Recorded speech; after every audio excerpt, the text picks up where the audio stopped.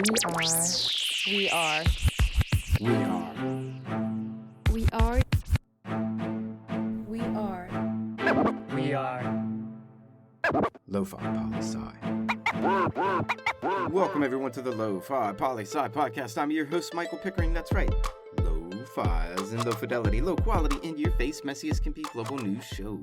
It's Tuesday, Lo-Fi Nation, and you know what that means. It's time for Tuesday's Top 10 list. Every Tuesday, we look at global indicators and surveys to see what countries hold the top 10 rankings in particular categories. But today, we're doing a bit of a throwback / rewrite / update to our very first list of the year. Episode 1 of Season 3 back in January was the top 10 global events to watch in 2021. Today, we're going to talk about that list, but what's more, our list today, it's the top 10 news stories we've covered this year. And a big shout out and thank you to Aaron for suggesting today's list. And a heads up, this is my personal pick for most important / most interesting stories we've talked about. Now let's hit it to the list. And coming in at number 10, Internet regulations evolving globally. Number 9, Syrian civil war. Number 8, Yemeni civil war. Number 7, Afghanistan peace talks / Taliban advancing.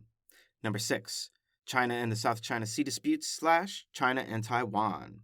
And now to our top 5, and coming in at number 5, Israel has a new prime minister for the first time in over a decade. Number 4, South Africa's former president arrested and on trial, the first president to be since independence and the end of apartheid. Number 3, global declining democracy. Number 2, China and Russia versus the West. And our number 1 story covered so far this year, Chile, creating a new constitution for their democracy. And that's our list of the top 10 news stories covered this year by us so far. But now let's go over our first list of the year real quick, of the top 10 global events to watch in 2021, fast like. Number 10, the Internet. Number 9, Akon City. Number 8, the remodeling of U.S. foreign policy. Number 7, EU-UK economic relations. Number 6, Russia and Navalny. Number 5, Thailand and democracy. Number 4, Afghanistan government / Taliban peace talks. Number 3, Syrian civil war. Number 2, Yemen civil war and famine. And number 1, China's One Belt and Road Initiative. Whew, 2 lists in one day already. That's a lot. But now let's do a bit of a compare and contrast, shall we? Really, only 5 of these events are the same. Or rather, quite a few of these were merged as well. Sadly, Akon City didn't make our list today because we've simply not heard a thing about it since back in January. So it's not going to be one of our top stories covered this year because we haven't seen anything on it. And the remodeling of U.S. foreign policy didn't make the list either because, well, it hasn't changed all that much, really. And EU-UK economic relations didn't make the list today because, well, they've been a bit busier with a host of other issues at the moment, so not too much going on that front, or at least not too much talked about. And then Russia and Navalny, nor Thailand and democracy, made the list specifically, because they're both grouped in global declining democracies, which I'd put Myanmar in there since their coup back in February. I'd put Ethiopia in there, Nicaragua, Hong Kong, Belarus, and so many others. It's just easier to say global declining democracy and realize we're talking about a lot of different countries. Now let's talk about our new additions for today, remembering that these are my favorite picks for stories covered this year. Number 6 was China and the South China Sea dispute / China and Taiwan. Number 5 was Israel has a new prime minister for the first time in over a decade. Number 4 was South Africa's former president arrested and on trial. Number 2, China and Russia versus the West. And number 1, Chile creating a new democracy and a new constitution. Now, as far as China and the South China Sea dispute / China and Taiwan, we've seen a lot take place this year. So this is really a whole bunch of different stories put together. But China is doing more and larger flyovers of Taiwan with military aircraft than ever before.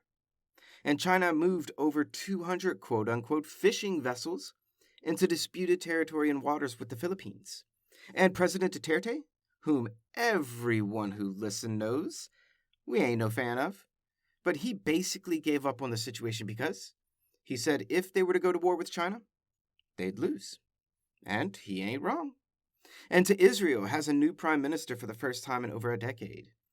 I can't stress enough how much potential this has to be one of the biggest stories in even the last 10 years. But notice I said potential. Former Prime Minister Benjamin Netanyahu is out, but he is not gone from politics, and his own corruption trial put aside for the moment in the conversation. This new rainbow coalition in Israel has the potential for major change that could help reshape Middle Eastern politics in a big way, and that would affect the entire world. But remember, potential. This hangs on a lot of different variables. And to South Africa's former president arrested and on trial. This is major.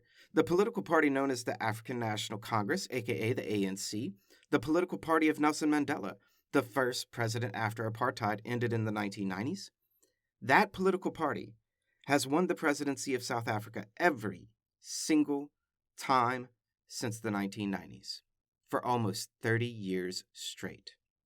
And many people have wondered, myself included, is South Africa an ANC-only democracy? Or is South Africa a captured state by the ANC, and thereby not a democracy at all? And it's a fair question when the same political party keeps winning and winning and winning. But an ANC president being kicked from office and arrested and put on trial for corruption, it signals that the rule of law is working, and that perhaps South Africa's democracy really is doing well, even if the ANC is the only party that wins the presidency. Now to China and Russia versus the West. This has really expanded this year on a multitude of issues, none of which I'm going to go into right here, right now, because really there's so many. There's a lot of issues between these groups and so many sanctions and tariffs and whatnots. It all has happened this year. And so many, it really isn't even funny. It's concerning. So keep your eyes on this one, people. And today's number one, my favorite. That's why it's number one, of course. But also because I think it symbolizes something truly beautiful about what's going on in the world today. Number one, Chile, creating a new constitution for their democracy. You see this here? This is beauty. We deal in the grime, the grunge, the messiness of the world. Democracy is in decline, countries at each other's throat, war, famine, coups, and on and on and on. And man, don't you ever get tired of the messiness? I sure as hell do. And for me, Chile symbolizes what so many countries are fighting for. Thailand, Belarus, Russia, Myanmar, Syria, Yemen, Hong Kong. Yes, I know Hong Kong ain't a country, but please. But so many countries are battling for their people, the people, to have a voice in their own country and how things run. And in Chile, the people rose up and said, we want a new constitution. And bam, they're working on it right now, and it's due to be ready for a national vote next year. And this also symbolizes to other well-established democracies in the world. The message?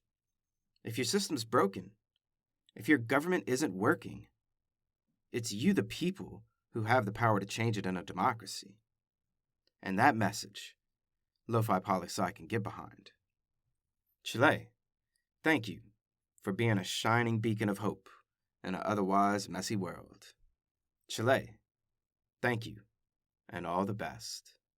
And that's this Tuesday's Top 10 List. Issue 9 of Letters of the Lofi Poli Sci came out Saturday. Get at me to be added to the emailing list. The issue, we talked about language and what it means to us. Always remember that Lofi Poli Sci is more than just me. It's the we that we be. Peace and well-being to all my human beings out there. Much love and always the best. Pickering, signing off.